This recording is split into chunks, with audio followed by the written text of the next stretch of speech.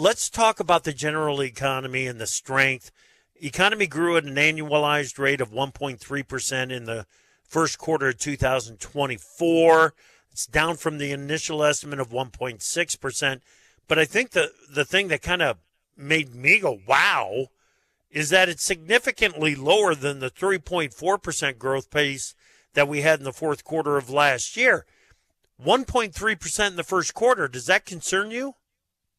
Not really. I think there's some one-off dynamics that are going on in that first quarter number, as well as some things that overstated the fourth quarter number. If you look, your best bet is always to look at maybe it's real final demand and also nominal final demand, because that really tells you what the underlying demand is in the U.S. economy, and that's really what powers growth over the long term. And there you continue to see consumers, real consumer demand growing at 2 to 3%.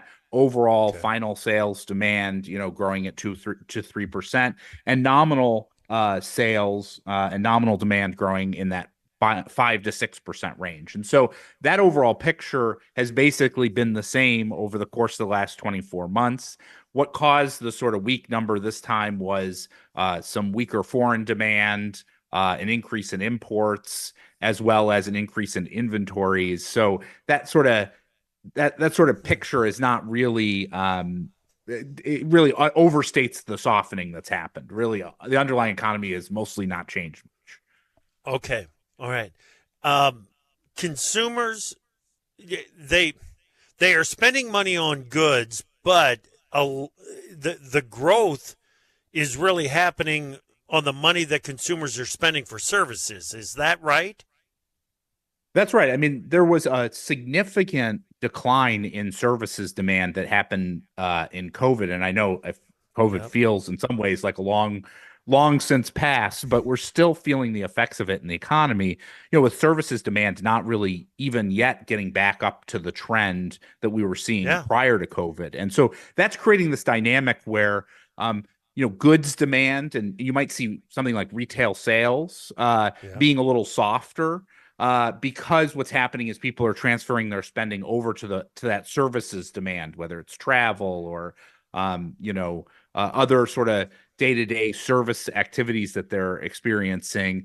And so that's still not fully rebounded to trend. And so that's giving a real lift to what's going on in the service sector of the economy. And that's likely to sort of continue for, probably another year or so while that normalizes. So we're going to see, services strong and goods demand, fine, but not nearly as strong for an extended period. How much picking and choosing are consumers having to do, Bob, when it comes to how much when they are spending, how much picking and choosing between services and dining and fuel and insurance are they having to do?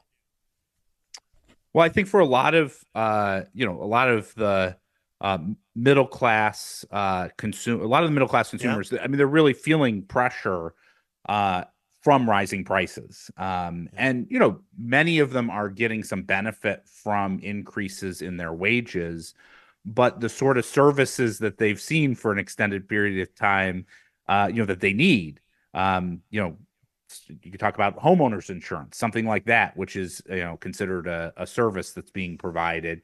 Those are the sorts of things that are rising in price. Auto insurance is rising in price. And a lot of that is